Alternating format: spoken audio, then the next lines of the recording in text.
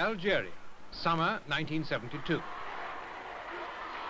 The face of a country celebrating its 10th birthday.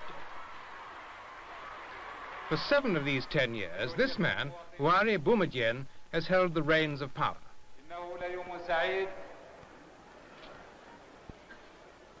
His domain defies precise labeling, an Arab nation, yet far removed from the Central Arab bloc. In parts, highly modernized, yet devotedly anti-colonialist. Geographically, part of the African continent, yet only an hour's flight from the former master, France. It's this mixture of contrast and paradox that Boumediene must hold together as he strives to modernize Algeria and consolidate her world position.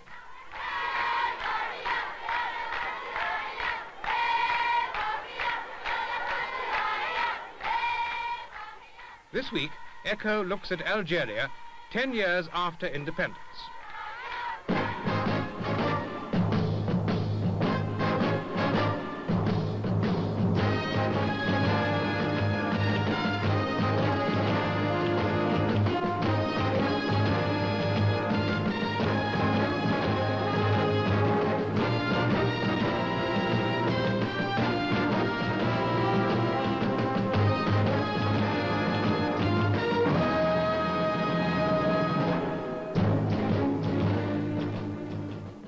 In 1962, when de Gaulle made peace with the Algerian insurgents, the French took with them civil servants, doctors, lawyers, and engineers.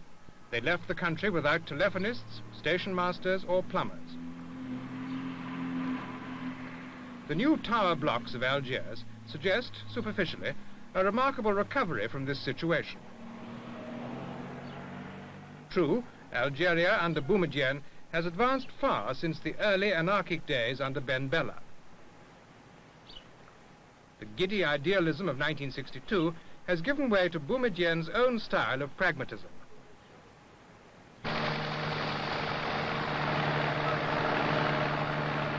And nowhere is this pragmatism better illustrated than in the changing course of Algeria's petrochemical industry.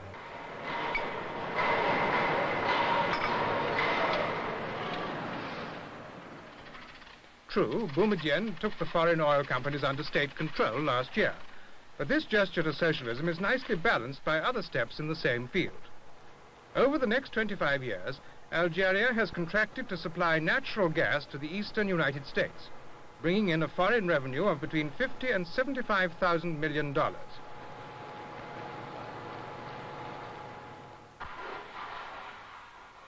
And while strongly anti-capitalist, has never shown any reluctance to export this same gas to West Germany, France, Britain, and Italy.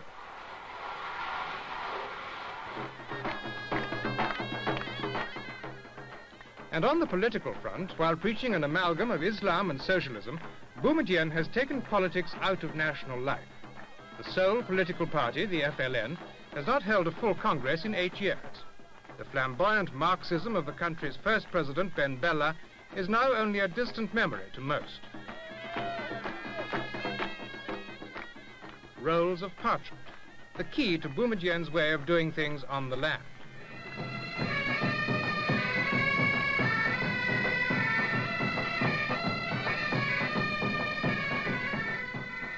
The drone of bagpipes provides an unusual overture to land reform.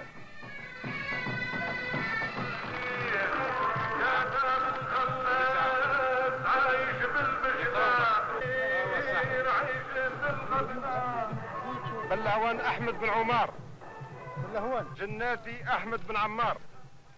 It's a real meeting point between Marx and Mohammed. عرب عمار بن عمار. معلش قديش في عمرك؟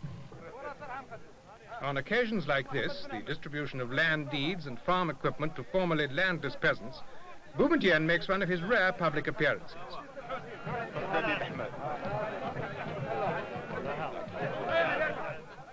Behind the face of the statesman, a shy, rather austere, but not unfriendly man.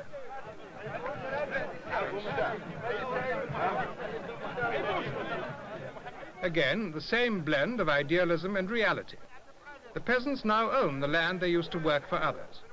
But instead of working for a remote government agency, they will be working in a cooperative, self-ruling along Yugoslav lines.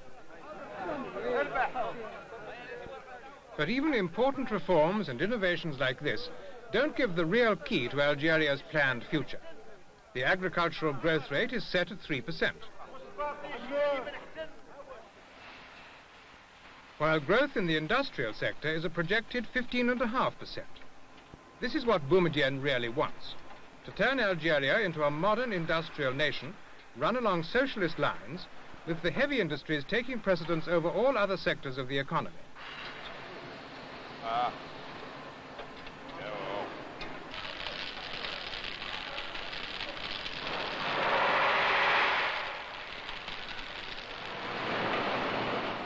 The mixed pedigree of this bus and lorry plant, owned jointly by a French firm and the Algerian government, might cause a few shudders among the more orthodox members of the FLN. But Boumediene knows that dogma and development often make poor bedfellows. His aim is to develop industry, so he takes help from whichever quarter it's offered, without selling out to foreign domination.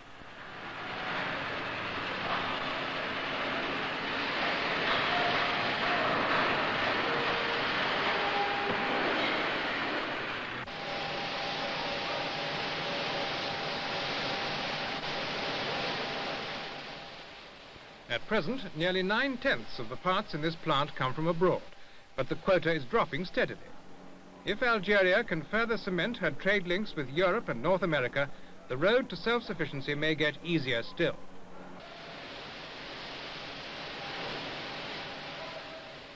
There are still some stumbling blocks to greater international cooperation. And the best publicized of them land here at Algiers airport. Hijacked planes, commandeered by American black militants and flown to what they imagined would be a rapturous welcome. But the hijackers' flight eastwards was a flight back along the political timescale.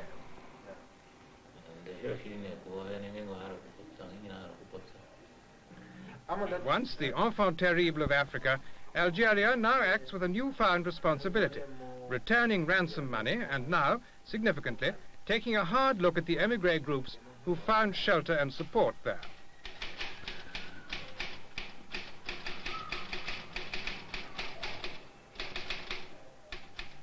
Until this year, such groups could count on financial help from the FLN, and in some cases were even accorded semi-diplomatic status.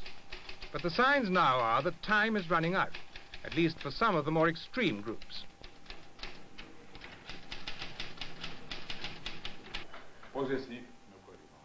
Government unease at the presence of the minuscule American Black Panther Party has been heightened by two events in particular. A letter from Eldridge Cleaver to President Boumediene charging him with lack of revolutionary zeal, and Cleaver's rather dubious attachments with a series of local Algerian girls.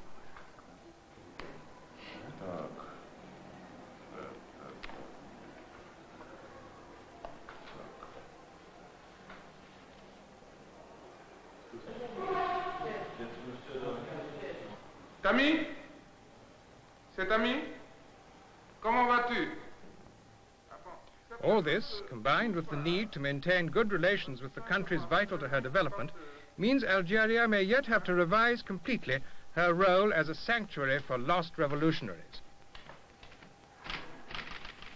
And it's known that the other groups operating there are increasingly unhappy at the unwelcome publicity that the Panthers have focused on them all.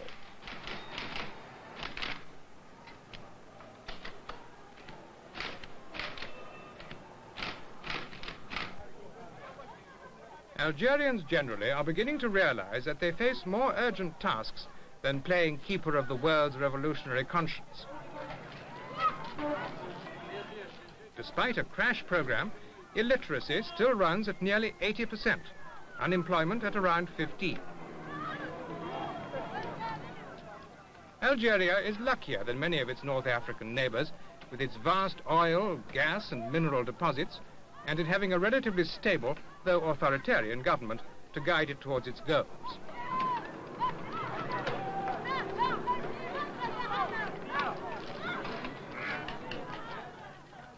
In 10 years of self-government, some mistakes have been made.